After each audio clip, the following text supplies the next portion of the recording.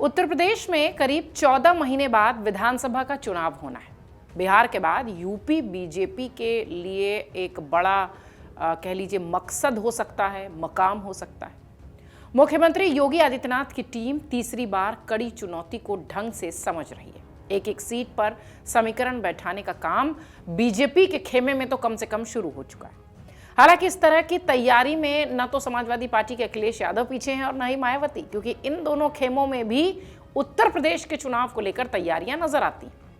मुख्यमंत्री योगी की टीम एक एक सीट का समीकरण साध रही है। अखिलेश यादव इस बार कोई मौका नहीं चूकना चाहते और तीसरा पक्ष मायावती, जो कि जमीनी स्तर पर अपनी पार्टी को फिर से मजबूत करके खड़ा करने की कोशिश कर रही हैं।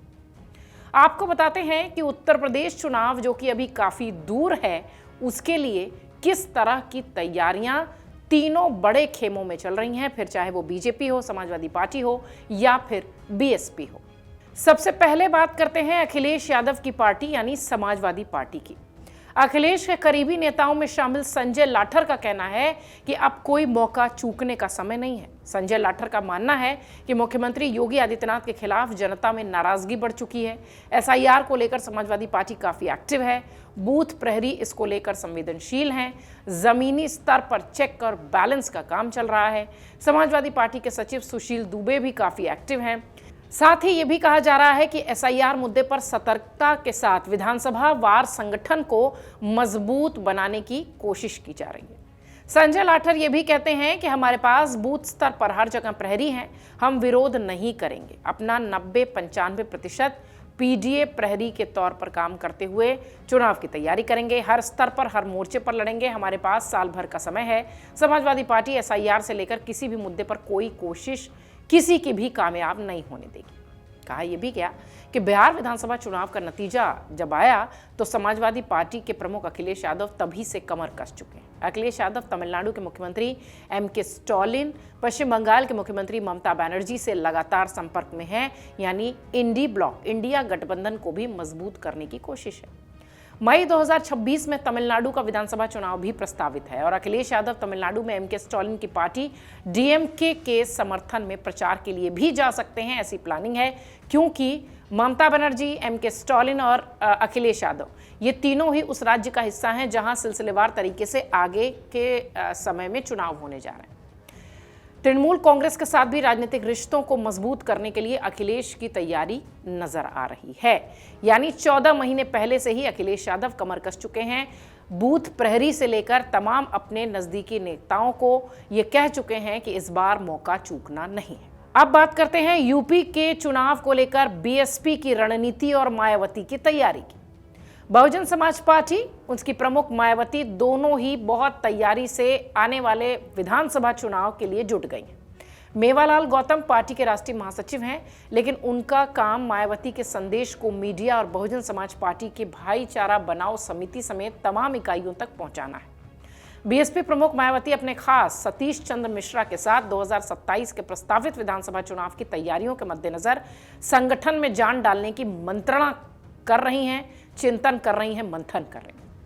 बीएसपी ने भी एसआईआर के मुद्दे पर कमर कसी है। सभी क्षेत्रों में बीएलओ की सूची सौंपने की जो प्रक्रिया है वो अंतिम दौर में है। बूथ स्तर पर जो मतदाता हैं, सूची के निरीक्षण को लेकर कांग्रेस की तरह बीएसपी भी गंभीर है।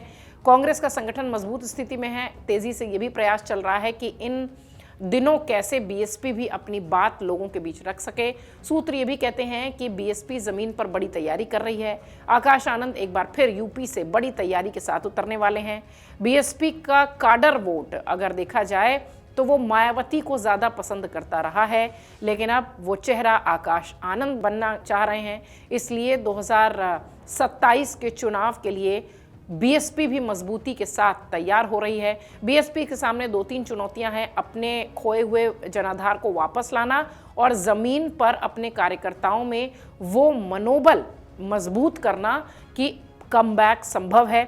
इन चुनौतियों के बीच अभी से ही लगभग 14 महीने पहले ही बीएसपी जोरों शोर से तैयारी में जुट गई है। और अंत में बात सत्ताधारी पार्टी बीजेपी की, जिसे ये पता है कि चुनाव कैसे लड़े और जीते जाते हैं। यूपी में बीजेपी का नया अध्यक्ष बनना है।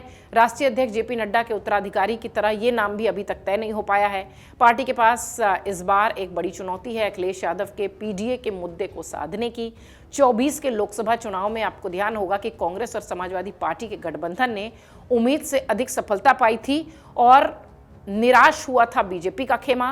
प्रयागराज से संघ के प्रचारक रहे बीजेपी नेता का यह भी कहना है कि 2024 का लोकसभा चुनाव जहन में है और 27 में विपक्षी दलों की चाल सफल नहीं हो पाएगी।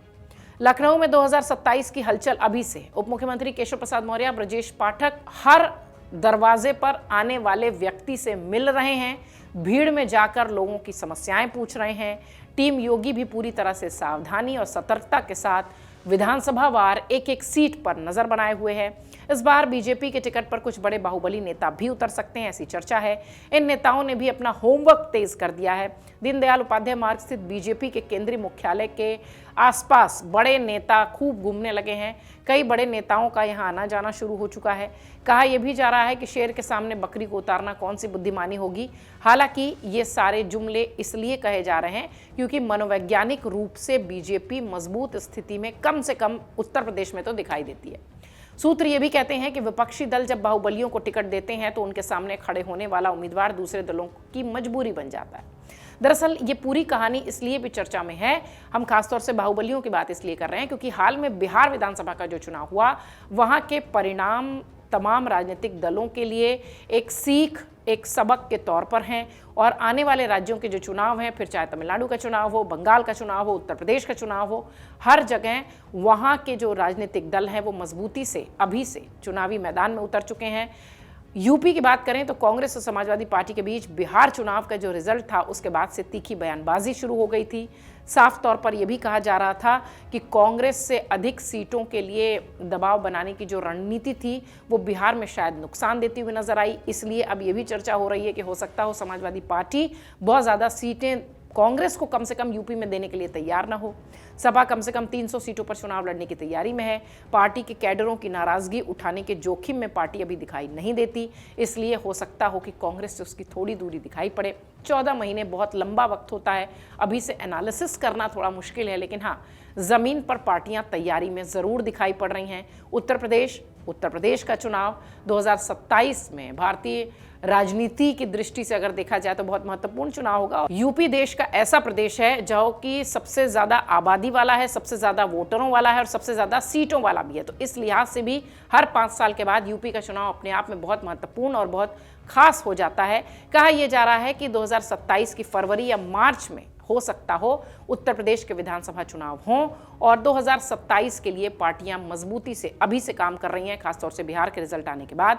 तो एक के बाद एक अगर देखें तो चाहे वो बीएसपी हो, चाहे वो समाजवादी पार्टी हो, चाहे वो बीजेपी हो, मजबूती के साथ चुनावी मैदान में उतर चुकी है। और इस बार बिहार चुनाव के बाद खासतौर से विपक्षी दल किसी भी तरह की कोई चूक नहीं चाहते हैं। शायद इसलिए रणनीतिक तौर पर अपने अपने लोगों को, अपने नेताओं को, अपने कार्यकर्ताओं को वो अभी से तैयार कर रहे हैं, तब जबकि वक्त अभी काफी है।